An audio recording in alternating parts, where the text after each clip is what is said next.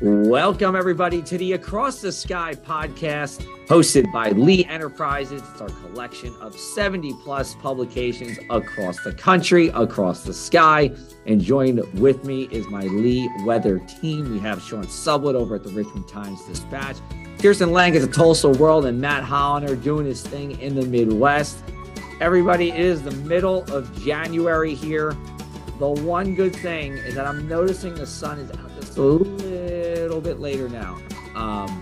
Matt, what's going on with you? How's it hanging in the Midwest? Yeah, it's been pretty active. It seems like we get one system to leave and the new system moves in. And then each low pressure system takes a slightly different track. So it keeps you on your toes because you got to see which way this one's going to track and who's going to be on the cold side versus the wet side. And then is the rain going to change over to snow? But I actually just got back from Colorado, where this time of year, there's rarely a question, is it going to be rain or snow? Because I was up in the mountains about an hour and a half west of Denver, my grandmother's place in Silverthorne, Colorado.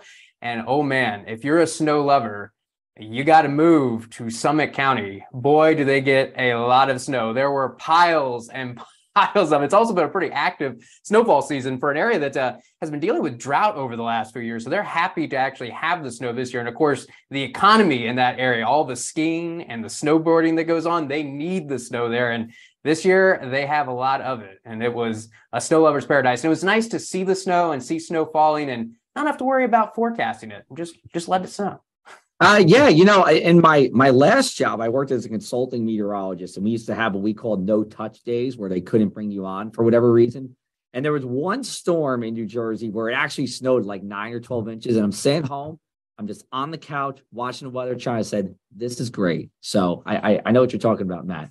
Speaking of snow or lack thereof, Sean, my mid-Atlantic weather buddy here, no snow for us. Yeah, no snow for us still. And you and I do the snow search video. You can see it on any of our Lee Enterprises properties. Every week we do this thing, looking for snow here in the Middle Atlantic, looking for snow. Still struggling to find any. We've just got rain today through most of Virginia. We've got 2 more systems coming up this weekend, another one in the middle of next week. But they look like rain. They just look like rain. It just keeps on going, man. It does look like at the end of this month, we do go into a relatively colder pattern, but we're running about 8th warmest January on record to this point here in Richmond. And I was checking at some of our other properties in Roanoke. It's the 3rd warmest January on record so far. No, it's not cold. Save for that little spell we had at Christmas, this winter really hasn't been cold. Who needs Florida when you can just stay at home in the Mid-Atlantic? Mm-hmm. Temperatures in the 50s and 60s. There's no white sandy beaches and 80-degree weather, but I think it's okay. We'll swing it on around to the plains here. We'll go over to Kirsten in Tulsa. Kirsten, what's new and exciting? Not much. It's been just pretty quiet here as well. Temps have been above average. I think there's only one day this month so far where temperatures have actually been below average. So it feels almost like spring. But we are going to be seeing a change next week. We'll be back into the 40s and maybe another chance for some snow, here. So it's just been a very, I don't want to say abnormal, but just kind of a different January with spring-like temps, which I'm not complaining about. but I think it would be fun to see a little bit of some colder weather and some snow while we're in it. Great segue into today's topic, Kirsten, because we are talking about snow and like feet of snow here. We are going to be talking about all the snow that happened in Buffalo over November and December here, specifically what happened in December with what is being dubbed the blizzard of 2022. And we're going to talk to our guests about this in a second, but it's either the worst or the second worst storm in historical record for the city of Buffalo here. It was a combination of a lake effect storm, an ice storm, and a windstorm all at once. Started on December 23rd when rain changed to snow. Travel bans in effect. The Buffalo airport was shut down for days. Wind gusts were in the 70s.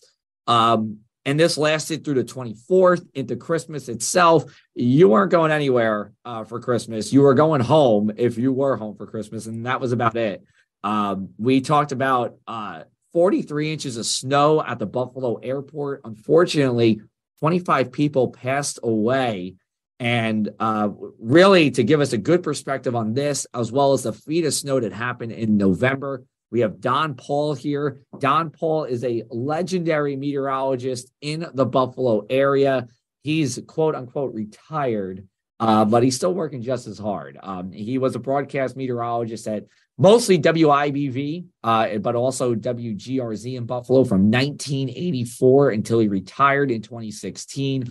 But since then, he's actually been working at our sister property at the Buffalo News, writing multiple articles a week on weather and climate. He was plenty busy during the blizzard as well, remains as a fill-in in WIBV. And my favorite part of his biography, born and raised in New Jersey. And not only that, he went to the best university in the entire planet, Rutgers University, where he was the news director of the historic WRSU radio station, also a captain in the U.S. Army Reserve. We appreciate your service. And thanks for coming on, Don Paul. Well, thank you. And I think what you just said about Rutgers entitles you to 2 years of no alumnus donations necessary. You've just paid your they dues. keep calling me, Don. They keep calling me. I'm sure they call you. Yeah, too. once you give, they never forget. And that is true. But then again, we have to admit we wouldn't be where we are without them. So, and that goes for everybody here. You know, I know Sean is Penn State, and they still beg me for money too, buddy. I'm sure. Half of my retired friends from the National Weather Service are Penn State guys, and they keep inviting me to come and visit when Rutgers comes to State College, and I'm afraid it's going to be too unpleasant a sight for me. But, you know, we all owe a lot to our schools that enabled us to pursue these careers. Yeah, and in all seriousness, there's not many meteorology schools in the country, so no matter where you go, we are very appreciative that it gives us a chance to learn and become the people who we are. So, Don, we're going to talk again about the December storm. Mostly, we'll talk a little bit about November. But the first thing I want to do is if you could paint a picture for the people here of the geography of the Buffalo area and how it pertains to lake effect snow. When I tell people the precision that's necessary to have an accurate forecast for most lake effect events as to which communities and sometimes which parts of which communities are going to be impacted, they're amazed. And when I got here in 1984, the models which we were using back then were very primitive. They didn't seem primitive in 1984, but the surface winds, the direction could be off by 20, 30 degrees. And the northern half of Erie County, which includes the city of Buffalo, is the most densely populated part of our viewing area. Notice I keep saying viewing area because I'm still doing some television. And if you are counting on a surface wind direction from 250 degrees on the face of a compass, that typically takes the band into downtown Buffalo and out to the airport. Depending on how well organized it is, it can go to the next county to the northeast and occasionally reach Rochester. If you were counting on 250 and you get 240, that will miss the city of Buffalo altogether unless there's some widespread synoptic snow around the lake effect, and get the densely populated town that I live in. Amherst, New York is the largest suburb in upstate New York, north of Yonkers. It's about 125,000 people. So if you're off by 5 or 10 degrees in wind direction, you will warn or not warn the wrong 100,000 plus people. Then occasionally you get a storm that's a hybrid between synoptic, the widespread stuff, and embedded lake effect. We had the blizzard of 1985 here, my first winter, which was a ferocious full tilt blizzard. But this one, by the way, just to update you, the final loss of life in Western New York is 44. It went up quite a bit, and the total snow at the airport was 51 inches. But as all of us, not just me, were saying days in advance, it's not going to be the amount as much as the impact, because this, in one terrible sense, was a pretty easy call. We could see it days in advance, all of the models were favoring a true, and it's an overused phrase, but we all know what it means, a true bomb cyclone driving those winds, and that the winds would be primarily, once that cold front went by, primarily out of the southwest for the teeth of the blizzard. And all of that verified. In fact, the lake effect sometimes lags a few hours behind the cold front till the cold air deepens. And in this event, it kicked in less than an hour after the front cleared Buffalo, maybe 30 minutes. And it became ferocious very quickly. And you were saying before I came on how one of you were saying how it can be, Matt, how it can be fun to watch the snow and not have to worry about forecasting it.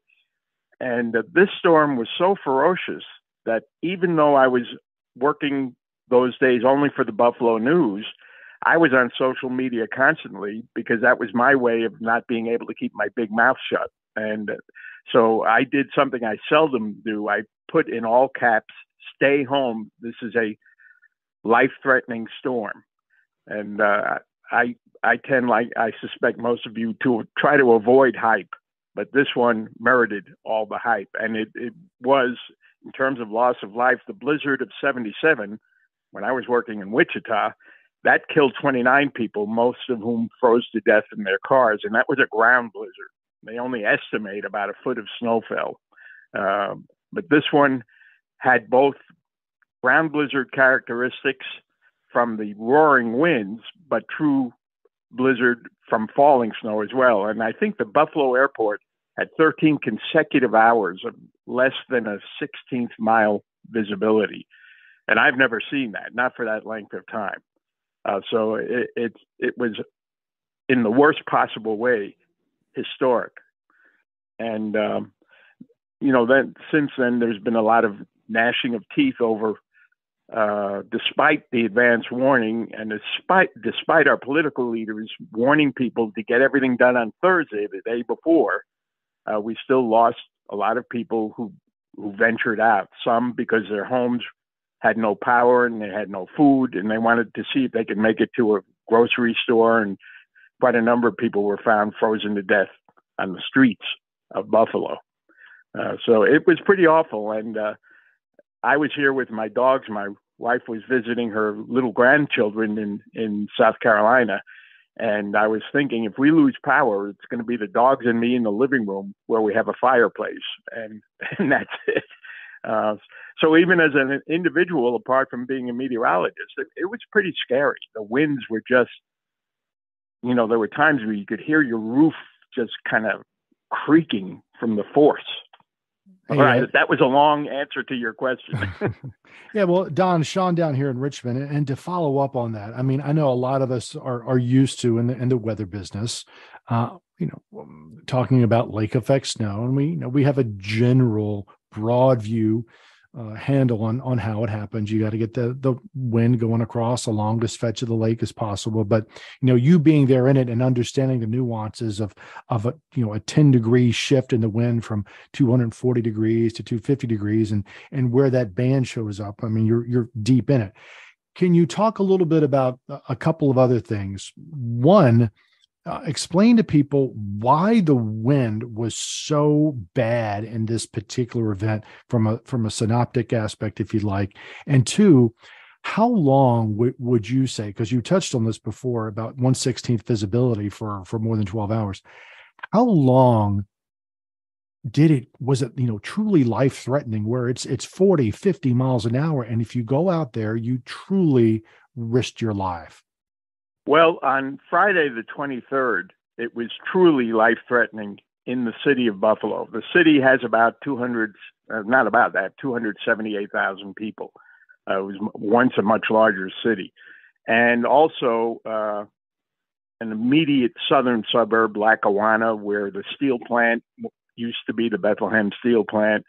And then late that night, and I could see it happening before I went to sleep, the band was starting to shift a little farther north. And when the sun tried to come up the next morning, the dogs were we hadn't lost power at my house. We lost it for 2 minutes, literally. I moved the shade and couldn't see the tree next to our deck. And I said, move north or right.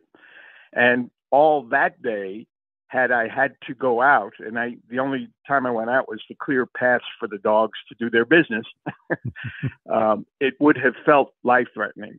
And what happened with winds of that force, due to the central pressure and the track of the low, historically, climatologically, was perfect to get the strongest winds coming up the full length of Lake Erie. The full fetch is what sailors call it. And the wind actually can accelerate over a smooth surface. The lake had no ice on it. It had a little bit of ice when the blizzard ended, and now the lake temperature as of yesterday was back up from, it had dropped to 32 during the blizzard. It's back up to 37. So given the right circumstances, our lake effect season is by no means over, but you couldn't have a more ideal conditions for synoptic winds of that strength. And there's a New York State mesonet site in this town where the steel mill used to be, Lackawanna, that had a gust of 79. The airport had a peak gust of 72, but many gusts over 60. And that was for hours. And, there were people who were so desperate who went out because their homes had dropped to the upper 30s and low 40s, and they hadn't been, there are a lot of people in certain parts of the city who don't have a car and were really not fully cognizant of everything that was being warned. And even if they were, didn't have the ability to really stock up a whole bunch before the blizzard hit. And these people felt desperate enough to go out and then became totally disoriented because the visibility for a number of those hours at the airport, I don't remember the exact number, was actually zero.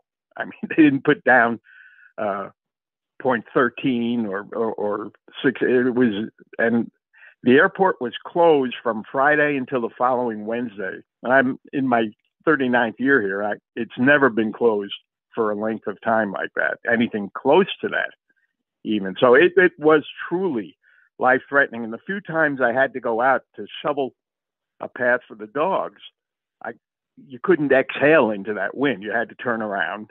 And I couldn't see and the wind was so strong that the dendrite flakes, billions of them, obviously, every second were being fractured, tumbling it, smashing into one another. You normally think, all of you, well, the temperature dropped from about 40 at 6 a.m. to the single digits by early Friday evening.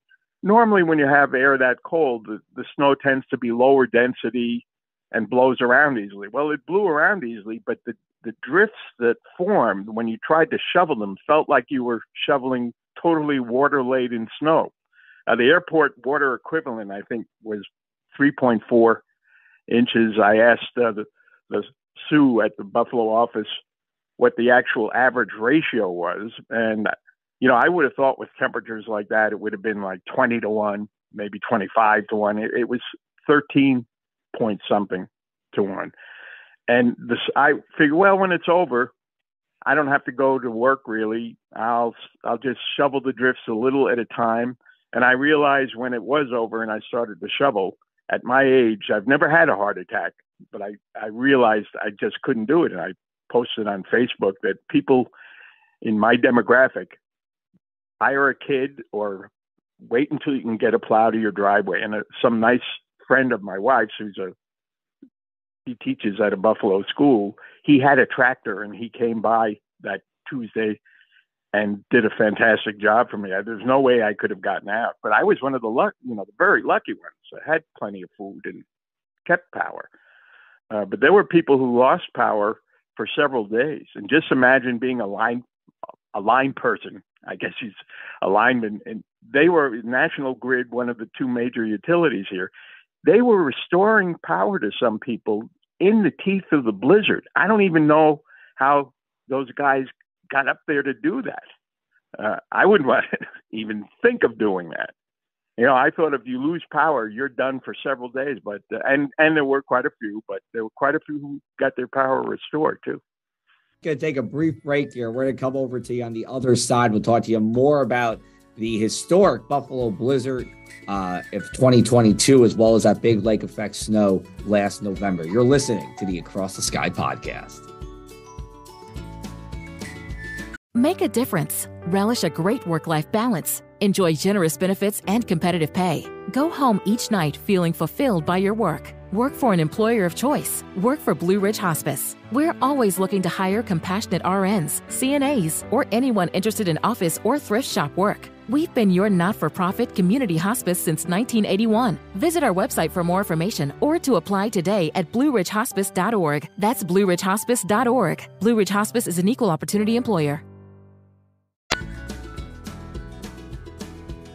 Welcome back, everybody, to the Across the Sky podcast. We are talking everything snow, everything Buffalo, and with Mr. Buffalo Weather himself, Don Paul here, who's been a long time Buffalo meteorologist, now works for our sister publication part-time at the Buffalo News, writing articles and columns here. I'm going to toss it over to Matt. Matt had a question for Don here as we go around our little weather podcast table here. So Matt, take it away. Yeah, Don, we've been talking about the December snowstorm, but it's amazing that one could almost overshadow what happened in November and what a big national story that was. And I want you to kind of compare the two storms. And why was the one in December? Why do we see the death toll with that one that we did not with the November snowstorm, which from a national perspective, for somebody not living in Buffalo, seemed like a big story, a big event on its own? Well, it was, and it would have been even without football. But then when it became a national story that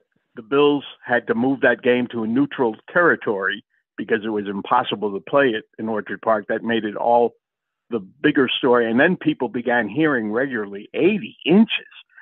And one of the spotters is a trained spotter and has always been reliable. So I don't think there was any hype in that measurement. Plus, the neighboring Buffalo South towns had amounts that matched up very well with that. So that was accurate. And the big difference is December was a roaring, deadly blizzard, where that one occurred with relatively, there was wind and blowing snow, but not an extreme, nowhere near blizzard criteria. And that makes all the difference in the ability for plows to get out there. The plows had to stop all plowing during the teeth of the December blizzard because the drivers couldn't see a thing.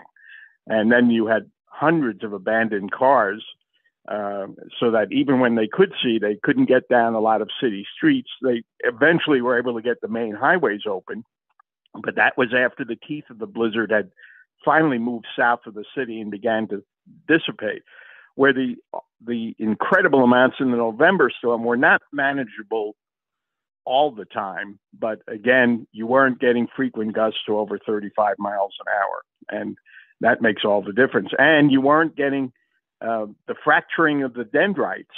And I had to be reminded of that. We have a really good forecast office, and there's a lead forecaster, and I'm going to give him a plug, John Hitchcock at the Buffalo National Weather Service, who commented to me on Facebook about how the winds we're anticipating could cause a very different nature to the snow as it drifts compared to typical very cold air snow. And he'd seen some papers on that. I found a paper in a Japanese journal in English, which was done in the 60s, which had ocean effect snow with fractured dendrites. So this was known a long time, but it was barely in my mind. I remember we had an event back in the late 80s where it looked like it would be an all-out lake effect storm. We had super strong winds. In that storm, though, we had something which you all know, speed shear, where the winds were super strong at the surface, but then the wind speeds varied with increased altitude tremendously. If you get too much change in direction as you go up to 5,000 and 10,000 feet, that'll tear a band apart. If you get too much change in wind speed as you go up, that disrupts the band too. And that's what happened that time in the 80s. And back on Tuesday before the blizzard, you could already see in the global models how deep this storm was going to be. I was beginning to wonder, well, are the winds going to tear these bands apart? Well, that didn't happen because we didn't have speed shear and we didn't have directional shear. Everything was aligned to the maximum. You were getting 3 inches per hour, we think, because when it's snowing that hard, you know how hard it is to measure for hour after hour after hour. So that for ferocity, there was no comparison between the two storms. Don, I want to ask a little bit too about, coverage on these types of events. I know you weren't working full time this past year, but you have, of course, in the past been a chief at one of these stations when these types of events come through. And tell us a little bit about what coverage looks like with that when you're trying to, rotate your staff around and make sure everybody is rested, but yet still, updating the public on what's going on. Well, I'll say compared to Tulsa, I have a friend who's in Tulsa who says he'd be scared to forecast lake effect. And I worked in Wichita just 1 year, and thankfully it was not a really bad tornado year. But lake effect, as bad as it can get, gives the meteorologists and the team time to think and breathe. And it's not a matter where every second counts. Now, WIVB, my old station, had something this time that they didn't have in all the years I worked there. They had cots so that some staff could sleep at the station, because WIVB is at the north end of Buffalo, and there's only one distant hotel, whereas downtown Buffalo, where the other two stations are, there are some hotels. So a number of people had to sleep at the station. And one night, Christmas night, when the storm had wound down, one of my colleagues, Mike Doyle, was anchoring at 6:00 because there was no news anchor who could make it to the station. Everyone was snowed in. But in November 2014, we had a huge lake effect event, which affected the Buffalo South towns and extreme South Buffalo. North Buffalo, where WIVB is, we had 4 inches. South Buffalo had 48 inches. And then when you got into the Buffalo South towns, when you went far enough out, there were quite a few measurements of 7 feet. So we were able to manage things pretty easily at the station. I was working with meteorologist Todd Santos, and we didn't need to sleep at the station. And that also was a pretty well forecast event. And we still occasionally get events that aren't well forecast, but they're not usually the whoppers. The models are doing better and better over time. So my biggest plus to dealing with lake effect versus severe convection, and we get a little of it here, is it's less stressful. It wears you down, but you don't have that awful feeling when you can't get a message out and there's a tornado almost certainly on the ground in a populated area. You've no doubt been through that. And you look pretty young for someone who's been through that. But I just was very grateful in Wichita that we didn't have a bad tornado year, because I didn't know how little I knew until after I got out there. You got to know in any science, and certainly in ours, the limits of your knowledge. Have respect for all the vast seas of information you don't know. I didn't really know what I was walking into when I got to Wichita. The only time I saw radar in college, we took a field trip to the old U.S. Weather Bureau at 30 Rock. Now they're out up in Suffolk County.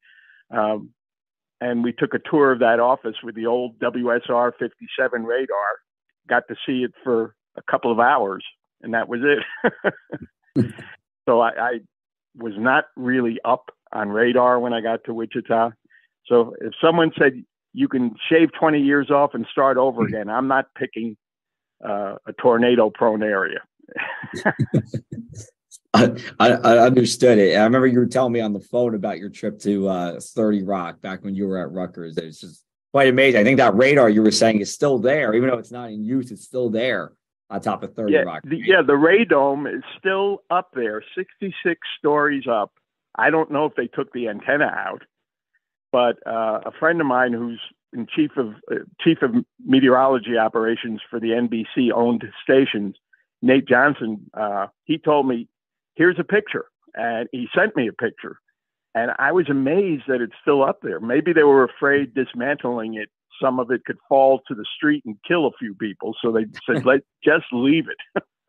Yeah, I bet you those kind of safety rules are a little bit different in New York now than it was back in the 50s and 60s there. Don, let's talk about that December blizzard in comparison with the blizzard of 1977. That's really the bellwether, or has been the bellwether storm for really 40 plus years in Buffalo. And then this comes along.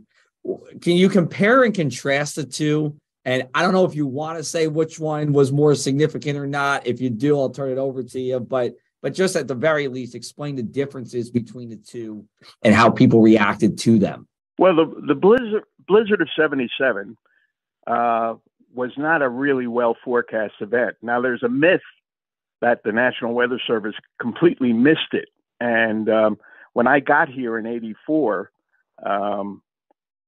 I didn't have any of the data that had been put out by, not the data, the special statements put out on January 27th, 1977. But when I got to WGRZ for that 3-year stretch, a previous meteorologist somehow got printouts from the Service A teletype, the pilot reports, and also the plain English special statements.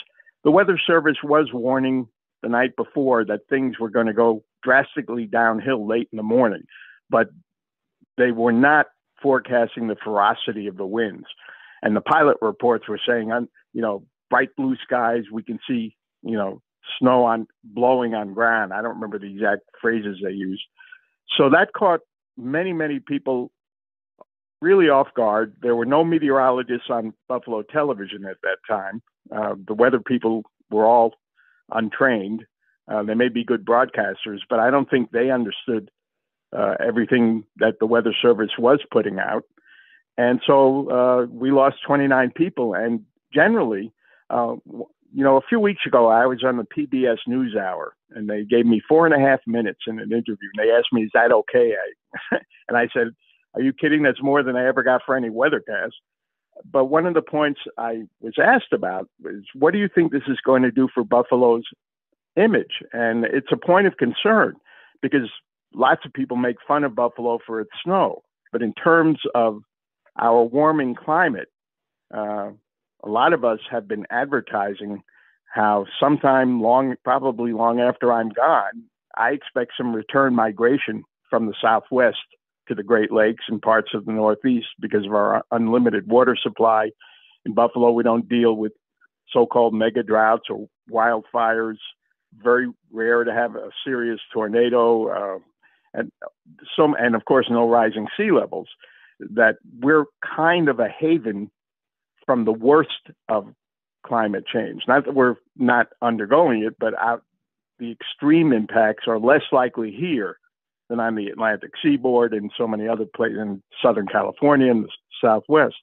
But now this blizzard got so much fully deserved coverage as a human traumatic tragedy that I can imagine someone who's considering relocating a business to Western New York. I don't think I want to go there. It's amazing how Floridians love to make fun of Buffalo weather. Well, this was a human tragedy, but over the decades, the impacts and the loss of life due to weather events is simply no comparison with the impacts of hurricanes in Florida or especially Louisiana. I don't know if they make fun of us as much in Louisiana, but I think this is going to have it's going to be a lasting memory for someone who might have considered coming back up here. We have a pretty well-trained labor force and all that jazz, and hydroelectric power is available and all that jazz. But I think besides the real trauma and loss of life, there may be some long-term slowdown in development. Buffalo's population for the first time in quite a few decades actually went up in the last census. It had been going, like Detroit, it had been going down, down, down, and it actually went up, and by more than 5 people, by the way. It wasn't insignificant. It's not the new Buffalo Bills roster coming into Western New York, is it? Well, it could be. There's no overestimating. Speaking of ferocity, the devotion of the fans here. I grew up with the Giants, and that first Super Bowl in 1991, I was at a party, and I have to admit I was kind of rooting for the Giants. I mean, Phil Simms was out with an injury. That's all right. And it's fine. It started snowing pretty hard here in Buffalo during the second half. And you know how that game ended, wide right. And I waited till I was about 5 blocks away where I parked to say, yes! I just stayed quiet during the game. Yeah. Don, it's okay. I'm in Eagles territory. I'm a Baltimore Ravens fan. I'm okay sharing my allegiance there too. Also, keep throwing out life in your hands. Sorry, Don, go ahead. I'm sorry. I was saying you take your life in your hands. I was one of the only Western New Yorkers who admired Tom Brady, but that's because my older daughter went to Michigan, and in her freshman year, he was a senior, and so I got to see him play, and so that was I was a daddy, you know, taking her baby sister, having these great football weekends in Ann Arbor. That was at the time divorced daddy nostalgia. I wasn't about to be a Tom Brady hater. Right. I got you. Well, you know, I'll tell you what, I actually became a Ravens fan when they beat the Giants in the 2000 Super Bowl. Sorry to rub it in there, Don. That's all right. I wasn't that impressed with the 2000 Giants. All right. Well, hey, maybe this year we'll see what happens. Although we'll have this episode's coming out right after that game. So we'll see what happens on January 21st over in Philadelphia. But Don, thank you again for the time. We appreciate it, and we'll be happy to have you come back another time. Thanks for being here with us on the Across the Sky podcast. All right. I'd love to. This was just a blast to do. Wonderful. I had a lot of fun with you folks. Wonderful. Well, we're going to take another short break here. We're going to hear from Tony Rice with our astronomy report. And on the other side, we will wrap up this edition of the Across the Sky podcast.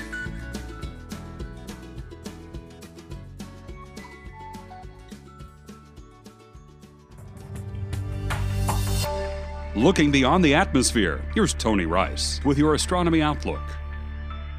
Something interesting happened with comet C22E3 ZTF over the weekend. It sprouted a third tail.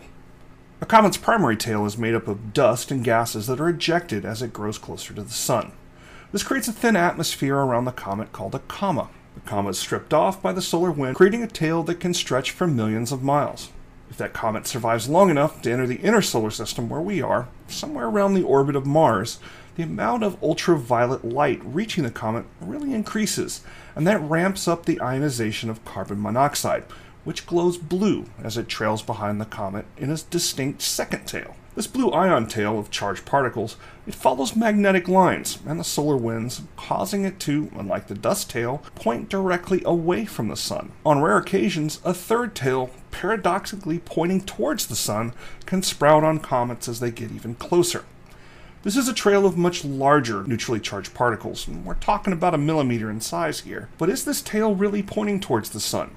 This is actually an optical illusion, the result of viewing as Earth passes through the plane of the comet's orbit. Comet C22 ZTF is expected to brighten a bit more as it draws closer to Earth through the end of January. That anti-tail could even become more prominent as well. That's your astronomy outlook. Follow me at RTP Hokie for more spacey stuff like this. Thanks, Tony, for the astronomy report. As always, we're always very happy to have him on here. So it was great to have Don on. I mean, these are the kind of things I think we like to do with these podcasts, and we want to do more of when we do have those big weather events happening. Grab someone from the local area, especially someone who's been around for as long as Don, to come on and talk about it and put it in perspective. And I think he did just that. We've all seen snow, but I think, you know, for me, it is so difficult. We see the pictures, but to really try to put yourself in that frame of mind. I mean, what he talked about from nightfall to the end of the next day, when it was just consistently a 30, 40, 50 mile an hour wind, snow falling, visibility near zero, just not even safe to walk out the door for 3 or 4 minutes. That's really hard to imagine unless you lived through it. And he has seen a lot there in Western New York for sure. So bringing in that perspective is just so useful. And the thing that bothers me about this December storm was the death toll. You know, an event that we saw coming. You know, and we've had multiple events like this over the last few years. Sometimes there's some unexpected weather, but to be honest, the forecasts are getting so good, there's fewer and fewer unexpected weather events. And rare is the time now where there's a big event that can cause a loss of life that's not forecasted, where there's not some warning at least 24 hours in advance. Like there's the potential for something big that could be life-threatening. And that was the case this time. And yet we still dealt with the high death toll. And it's just a shame. It's like, what can we do to really somehow the message is still getting lost with these big events? And, maybe is it because, people think, oh, it's just snow. How can snow be dangerous? But in this case, it wasn't just the snow like we saw in the November event, but the wind and the cold. And again, it kind of comes back to being able to, get the total message, just like when it comes to hurricanes, breaking down the impact. And it's not just one part of the storm, like the wind when it comes to hurricanes, but the storm surge and the amount of rain that's coming. I think when you get one of these systems that has so many components, sometimes it's just a little overwhelming for people and the message gets lost. So I think we almost have to just focus on each of the threats one at a time to make sure it is clear to people all that's coming. And it's not just snow, but there was wind and cold with this storm as well, because I think that might have been the difference. If there's ever, job security, I think for us in our business, it's events like this, because your app can only tell you so much. But then whenever you have an event, of course, like Matt said, with these other types of parameters that you maybe don't think about, when you look at your app and it says, 100% chance of snow and it's going to be windy, you need somebody to really deliver that message. So, it just, I think, reiterates how important having meteorologists are still. Whenever you have an event, you need to get that word out to the public and let them know what's actually happening.